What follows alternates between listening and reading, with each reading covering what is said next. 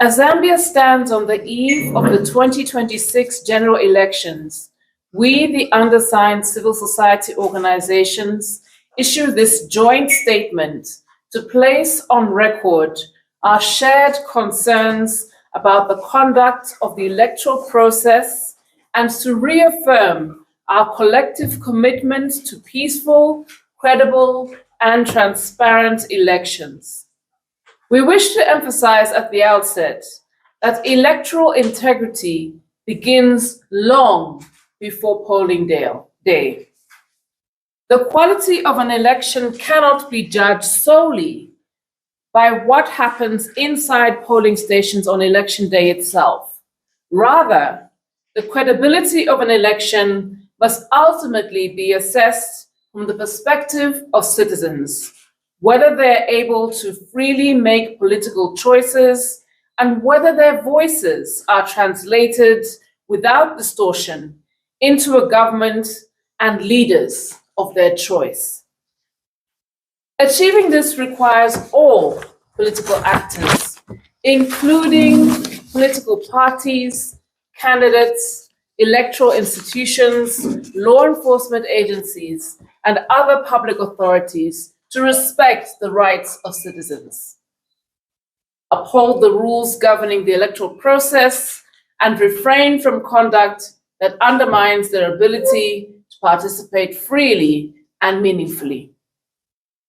Article 45 of the Zambian Constitution requires an electoral system that guarantees citizens the right to freedom to exercise their political rights, universal adult suffrage based on equality of the vote, and elections that are free and fair from violence, intimidation, and corruption, and administered with independence, accountability, efficiency, and transparency. These requirements must be read together with the national values and principles stated in Article 8 of our Constitution, particularly democracy and constitutionalism, human dignity, equality, good governance, and integrity. These constitutional standards provide the primary framework against which the conduct and credibility of the electoral process must be assessed. We further emphasize in this regard that Zambia is bound by Article 13.1 of the African Charter on Human and People's Rights, which guarantees every citizen the right to participate freely in the government of their country, either directly or through freely chosen representatives. A right the African Commission on Human and People's Rights has consistently held to encompass the right to regular, free, fair, and credible elections. Zambia is also state party to the African Charter on Democracy, Elections, and Governance, which commits state parties to holding regular, transparent, free, and fair elections, and to entrenching a culture of democratic accountability. It is against these binding regional obligations and not merely as a matter of domestic political preference that we raise the concerns set out below. Firstly, with regard to the pre-election environment and the unequal political playing field. It is against this standard that we raise our first set of concerns. We have observed over the years, and particularly since 2021, the continued restriction of opposition political mobilization and public meetings through the application of the Public Order Act, a pattern that constrains the ability of opposition political parties to reach voters on an equal footing with the ruling party. We are therefore concerned that even during the current electoral campaign period, the Zambia Police Service have interfered with the ability of opposition candidates to freely engage with the electorate. We are similarly concerned by evidence of unequal treatment of political parties by state institutions and by administrative and regulatory obstacles that have disproportionately affected opposition parties, particularly in their dealings with the Registrar of Societies. We are concerned about the role of the Registrar of Societies in the regulation of political parties. The office is not institutionally independent. While the Societies Act provides a regulatory framework designed for societies generally, rather than one tailored to the distinct constitutional and democratic role of political parties, recent controversies, including difficulties surrounding the registration of new political parties and the registrar's involvement in the internal Patriotic Front leadership disputes, have demonstrated how administrative processes and discretion can become entangled with, with internal party governance. These instances have undermined public confidence in the neutrality of the regulatory framework and reinforced the need for an independent, transparent, and fit-for-purpose system for the registration and regulation of political parties. Further, unequal access to public media remains a persistent and troubling feature of this electoral cycle, compounded by what appears to be selective enforcement of electoral and campaign regulations, and by instances in which the Electoral Commission of Zambia has selectively suspended or cancelled campaign activities, penalizing innocent parties and candidates rather than targeting the perpetrators of violence. Taken together, these patterns raise serious questions about whether all contestants have been able to compete on a level playing field. Well, thanks, colleagues. I will proceed to read the statement under the heading Inducement and the Use of Government Programs for Electoral Advantage. We are equally concerned by credible reports of the use of employment opportunities, government programs such as social cash transfer, and the timing and disbursement of purported increase in student accommodation allowance for students from the University of Zambia, and promises of food and transport to polling stations in ways that may unduly influence voters or create an improper electoral advantage. Specifically, we have received reports of employment opportunities allegedly linked to the participation in ruling party campaigns, directives issued to party officials to transport voters to polling stations, and promises of food to voters made in connection with political mobilization activities.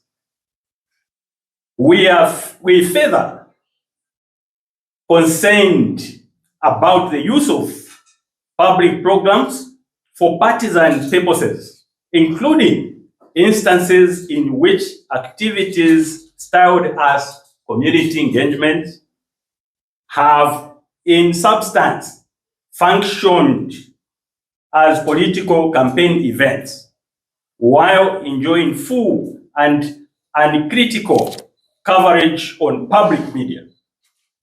These practices blur the line between the machinery of government and the machinery of political campaign, and they undermine the principle that public resources must never be deployed for partisan electoral advantage. Ladies and gentlemen, the other issues we have are on electoral violence and the failure to hold perpetrators to account. We are gravely concerned by the recent incidents of electoral violence. We note from our monitoring that the violence that has been instigated and orchestrated by different political parties. We wish to state that our monitoring has shown that the vast majority of incidences of violence have been instigated by the ruling party supporters against opposition and independent candidates. These acts of violence and intimidation have no place in our democratic electoral process and strike at the heart of the right of every candidate and every voter to participate freely and safely in this election. We are equally troubled by the apparent failure of the Zambia Police Service to contain this violence as it has unfolded, and by the absence of visible accountability for those responsible. Impunity for perpetrators of electoral violence emboldens further violence and sends a dangerous signal that such conduct will go unpunished. We urge restraint by all parties, their supporters, their agents in the remaining hours before and during polling day. We further reiterate our earlier session that the Zambia Police Service is the rightful constitutionally mandated body charged with maintaining law and order during the election period. And we call on it to discharge that mandate impartially, decisively, and without fear or favor, including by promptly investigating and holding accountable all those responsible for electoral violence, regardless of their political affiliation. The other issue, colleagues, is on the timely and effective voter education. Voter education is a cornerstone of any credible election, and it must always be timely and effective. Voters cannot be expected to exercise their franchise with confidence or to have that franchise correctly counted if they do not clearly understand how to cast a valid vote well in advance of polling day. Our concern in this regard extends beyond the Electoral Commission of Zambia, Zambia's late clarification of what constitutes a valid marking of a ballot paper. The uncertainty appears to have arisen in part from amendments to the Electoral Process Act made close to the election and without adequate public consultation, following by regulations that appear to create a different position on valid ballot marking from that provided for in the principal legislation. This has generated avoidable uncertainty over a matter that goes directly to whether a citizen's vote is recognized and counted. It also illustrates the dangers of undertaking substantive electoral law reform late in the electoral cycle and without meaningful participation by citizens and electoral stakeholders. Electoral laws and regulations must be clear, consistent, and made sufficiently in advance of an election to allow for proper scrutiny, public understanding, and effective voter education. We, therefore, call on the Electoral Commission of Zambia to ensure that all guidance on voting procedure is issued early, communicated clearly and widely across all languages and platforms, and reinforced through polling staff on the day itself. So so that no voter is disenfranchised by avoidable confusion over how to correctly mark their ballot. I will allow the father to continue the other part. Yes, thank you so much. So I'll proceed with safeguarding election day integrity. But looking ahead to polling day itself, we call on the Electoral Commission of Zambia and all relevant authorities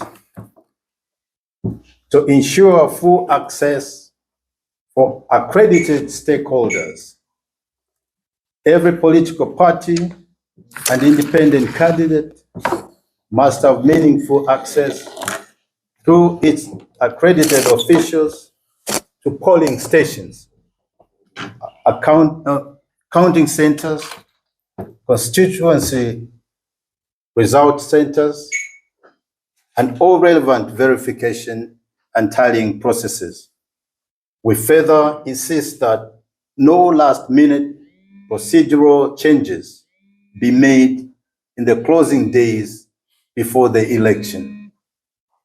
Any changes to polling arrangements, polling stations, counting procedures, result transmission, accreditation, election of officials, or other material procedures must arise from a genuine consultative process, must be made in accordance with the law, and must be communicated transparently and with sufficient advance notice. Changes introduced without consultation or transparency, however administratively justified, inevitably erode public confidence in the process, results management, and transparency. We wish to stress that the credibility of an election can still be lost after voting has closed, even where polling itself has been peaceful and orderly. We therefore call for the transparent aggregation and verification of results, the timely communication of results as they become available, and consistent procedures applied uniformly across all constituencies. Accredited observers and party representatives must be afforded full access throughout the results management process, and result forms and other election materials must be properly protected against tampering or loss. Where genuine administrative errors occur, they must be communicated and corrected transparently and promptly, and only through lawful mechanisms. Above all, we call on all stakeholders, including the Electoral Commission of Zambia, political parties, the media, and citizens, to ensure that public communication about results is based on verified information rather than speculation, which is a tense post-election environment in which a tense post-electoral environment can too easily inflame tensions and undermine peace. Our call to all, our call to action. We call on the Electoral Commission of Zambia to act with visible impartiality and to enforce electoral regulations consistently against all political actors without fear or favor. We call on the government of the Republic of Zambia to refrain from any actions that fuel allegations of the use of state resources, public programs, or state media for partisan advantage in the remaining hours before polling. We call on all political parties and their supporters to campaign peacefully, to respect the rule of law, and to accept the outcome of a credible process. We call on security agencies to discharge their duties professionally, impartially, and without intimidating any political actor or voter. We call on the media, particularly public media, to afford fair and balanced coverage to all contestants. And we call on the citizens of Zambia to turn out peacefully to exercise their constitutional right to vote, confident that their voice matters. This is very important. As civil society organizations committed to democracy, human rights, and the rule of law, we will continue to monitor developments before, during, and after polling day, and we stand ready to engage constructively with all stakeholders in defense of a credible electoral outcome that reflects the true will of the Zambian people. Thank you.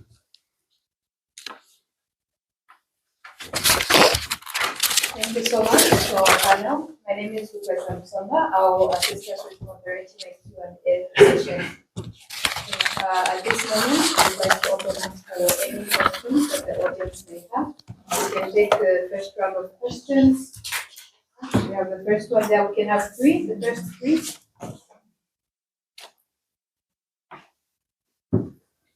You can go ahead, please. Good afternoon, panelists. Good afternoon. I'm identified as Dakar. But you, in your statement, you have called on the Zambia police to act within the confinements of the law. You have further called upon them to act professionally. The incidents that we have seen of late, to some extent, say the opposite of what you're calling for.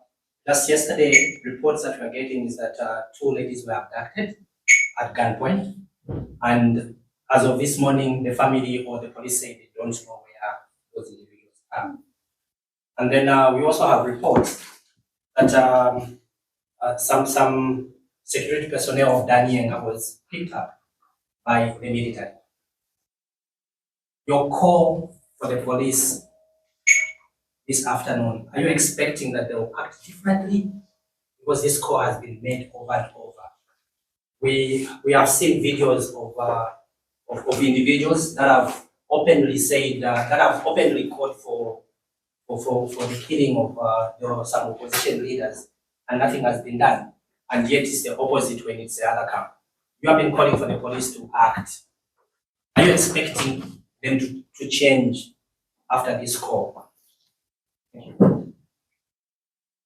So much for that question. Do we have any other questions before the panel can respond? Yes, please go ahead. Good afternoon, panelists. Good afternoon. I am Maingaida. I think half of the statement here is composed of administrative errors. I was just wondering whether you have some remedy in which you can propose to government how to solve these administrative errors. For example, the use of local resources like CDs or private party functions. That is an administrative error, an oversight of law. Because in the past, they have some activities which were considered as an abomination for such activity of the party, but is not being as part of the campaign. So, how do you intend to have this thing remedied to level political playing field? We can take one more question. Over to the panel.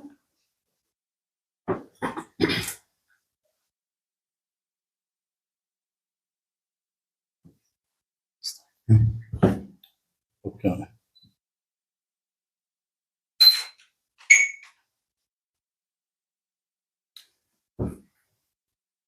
Yes, Thank you, Mr. Daka.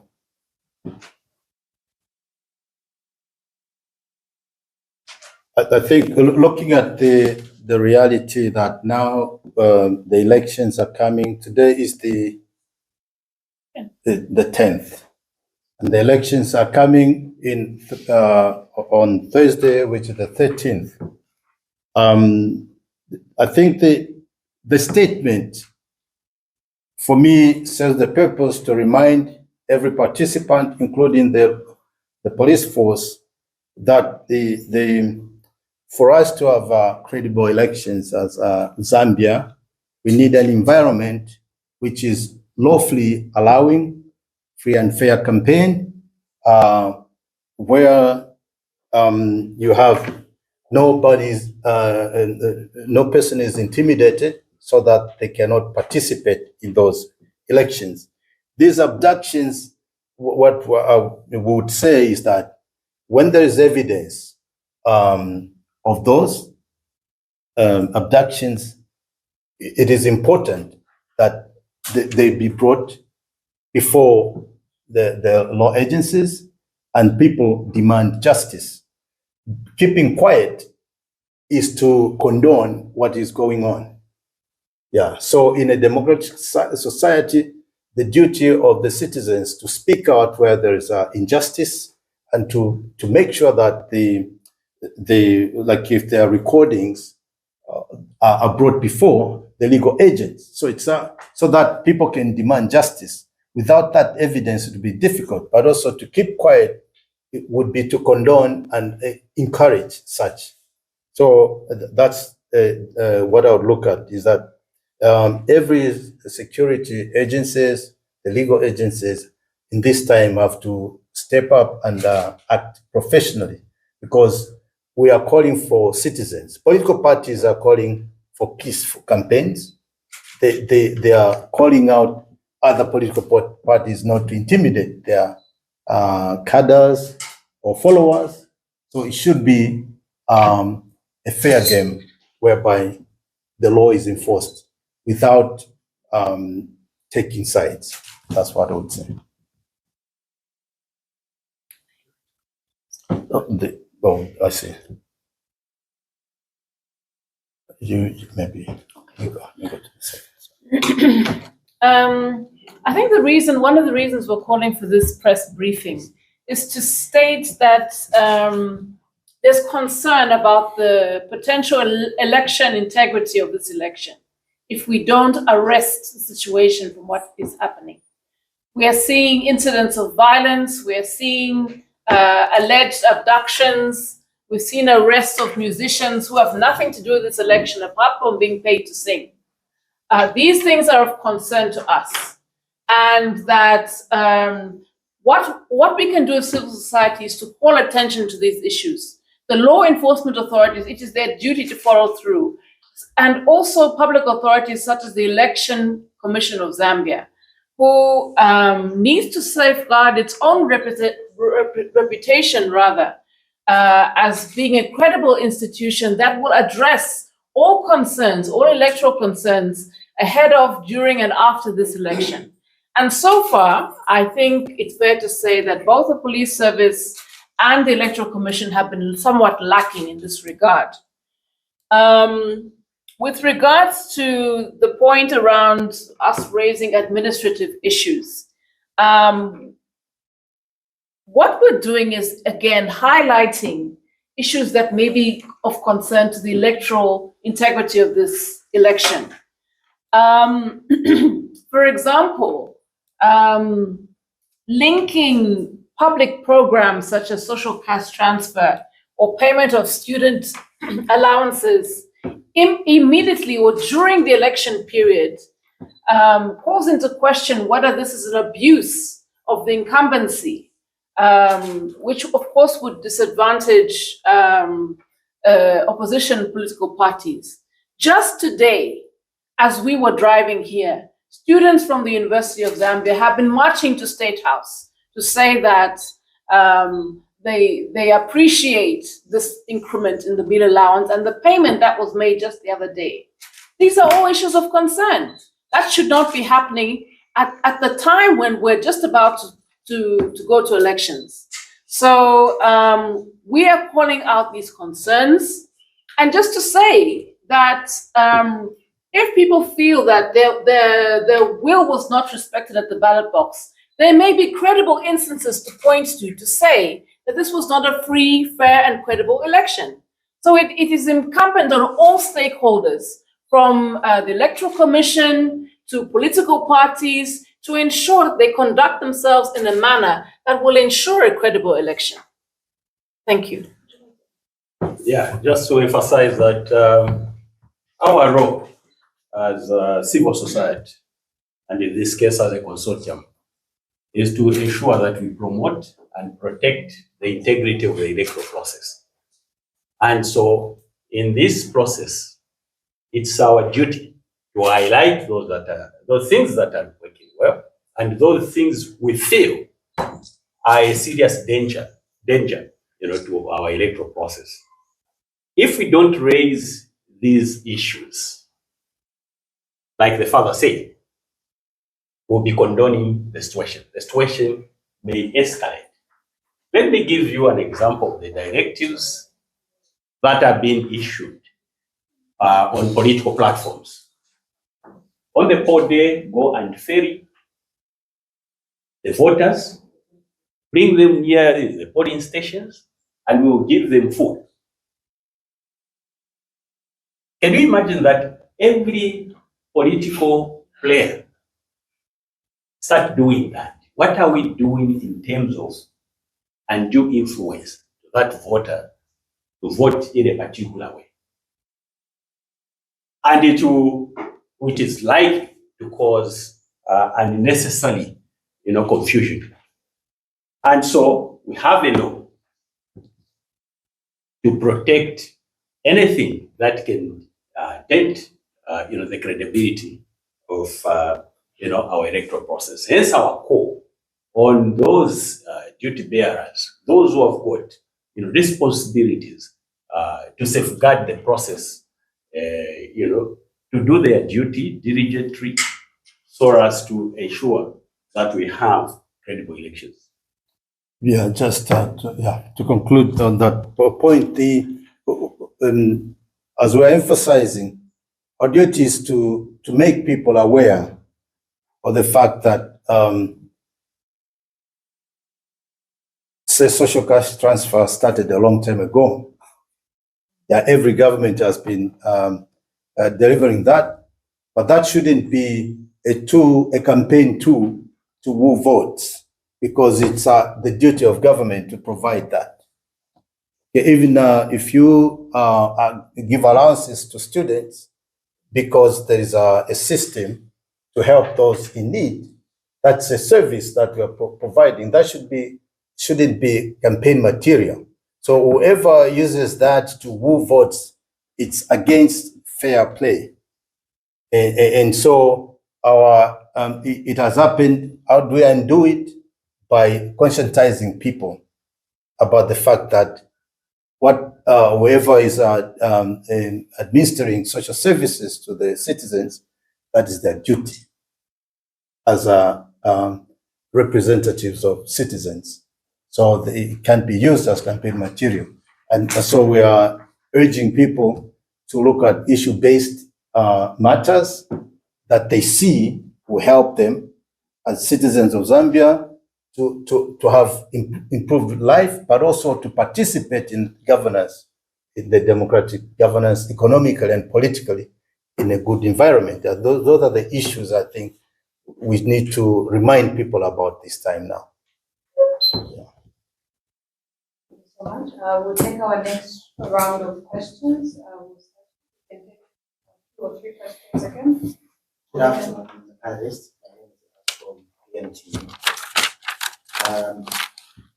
Taking note on the speech that was read about emphasizing the voice complaints to desist from using government resources or rather machinery and other things that they are using into the political campaigning. Now, my question borders on the issue of these two, the oppositions and, of course, the ruling. civil society, my understanding, sits right in front of the door of the community, which speaks for the community. The community is not close to the government.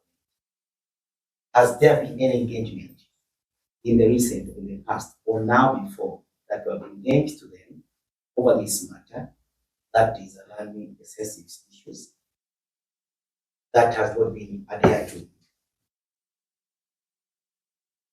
What is other mechanism using? Because it's like there is issue of other groups seems to say their rights are being, and this call is only read on the speech, it from different section of organization. So coming to this organization, what are some steps of it that can quickly come into so that we do not see this issue happen after a day or before a day, or even after the hour? So much. We can take one more question.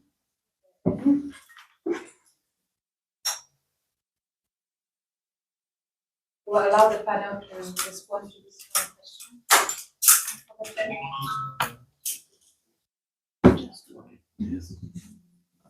Yeah, in terms of engaging either community or government on these, highlighted issues, especially on the abuse of, government programs. Yeah, our role as we roll out, voter education is, to also highlight what is wrong and what is right. So in this regard, it's the information that we are circulating there that do not be influenced by what you receive, such as food, what you receive as heightened, provisions, of certain services, for purposes of an election. So what's important is for the voter to get the information and measure, against what, their leaders who feel who are offered to be re-elected, and also other, contestants in an election, for them to base their decision of who to vote. Yeah, so they should not be easily influenced by whatever gifts, and also to remind them that receiving a gift that falls under bribery or an election offense, they may also be, indicted on such, acts of corruption if, such issues, go to investigative wings and the like. So it's both receiving and also, giving. Yeah, the laws are clear on Electoral Process Act. I think Section 81. Yeah, it's very clear, highlighting the election offenses, and some of these issues that we've highlighted, are those that the voters themselves should look out for, but also those who want to indulge, in such, acts should be aware that the law may visit them later. Yes, then we also make them aware during voter the education that they shouldn't be wooed by the handouts, but they should make sure that they're looking at issues that will give them substantive participation in economic activities, because handouts can come today. Do you have them tomorrow? So we ask them a simple question: how have you been living all along? Then they'll see that, yeah. So, we call them to participate in critiquing the electoral process. That is, we give them capacity building so that they're more conscious, because it's very overwhelming for some of them when they like they are receiving handouts. But so what we remind them is that those handouts are not permanent, but they should look for solutions. If they want those in the rural areas where they do agriculture, they should push for agricultural programs where each person capable of embarking on that will have an opportunity to do that. Those who are living in urban areas where they do small economic enterprises, could it be those who sell retail vegetables, those who own barbershops, saloons, so many activities, what opportunities they have. So I think those are the things we've been emphasizing. Yes. Maybe the only other thing I could add is the reason we've invited you, media, to this press briefing is because you are our partners in helping us communicate to the community these concerns that we're raising and what can be done about it. Specifically, I'd maybe like to mention that these offenses that we've mentioned, such as inducement, for example, giving you food for votes, or trying to entice you to vote based on a social program that is conducted by the government as opposed to the ruling party.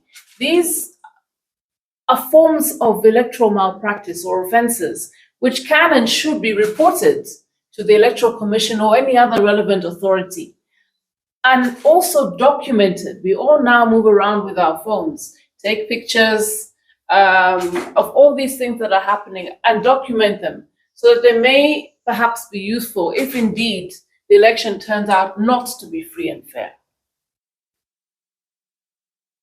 Thank you so much. We have one more question. Please go ahead. Yes, I just wanted to find out, you're talking about reporting this electoral acts. Who should report this? The people who are witnessing these things, or the people who are trying to be induced. And for civil society, it's just about awareness. I'm just supposed to get the lead also to report some of this. That's why we're here. Yes. And maybe just to mention, one of our partners in this press briefing is Caritas Zambia, which is involved, and also JCTR, in this Christian Churches Monitoring Group. And every month they've been publishing what they've been noticing about the electoral environment. So it's all documented by CCMG. The reports are there. You can see Caritas Zambia for their reports, and you can see what has been documented over this electoral period and even before.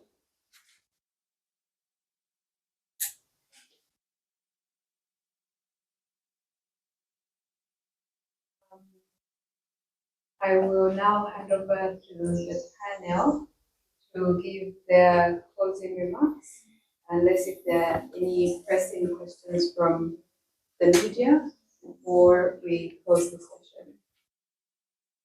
Yes. So my question still focus on administrative errors.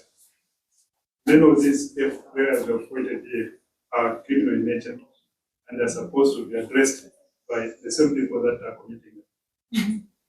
Now, do you have any suggestion on how these things can be addressed? Not for this election, because they have already been committed in the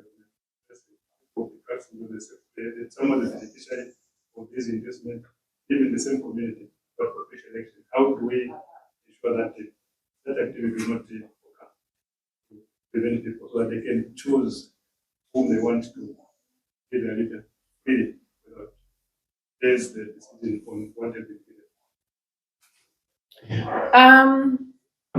I think one of the reasons we emphasize the need for independent and impartial institutions in the country is so that people feel comfortable raising concerns such as electoral malpractice before the bodies that are mandated to deal with these issues, whether it's the ECZ, whether it's the police. And there are real concerns about the independence of these institutions, given their conduct over the past few months into beyond, I would say. So Ideally, it's important to call out issues when you see that people are not performing independently, transparently, and being accountable to those who put them into office or to those whom they're supposed to serve. But with regards to document these things, it's not too late. You may have a candidate in your community who you feel has been disadvantaged by these things happening. If that candidate loses, you feel, as a result of such inducements, that candidate can challenge the result of the election in the court of law. And so that is the final arbiter in terms of whether or not an election was conducted freely and fairly. So there's still an opportunity, even in this election, to address such challenges.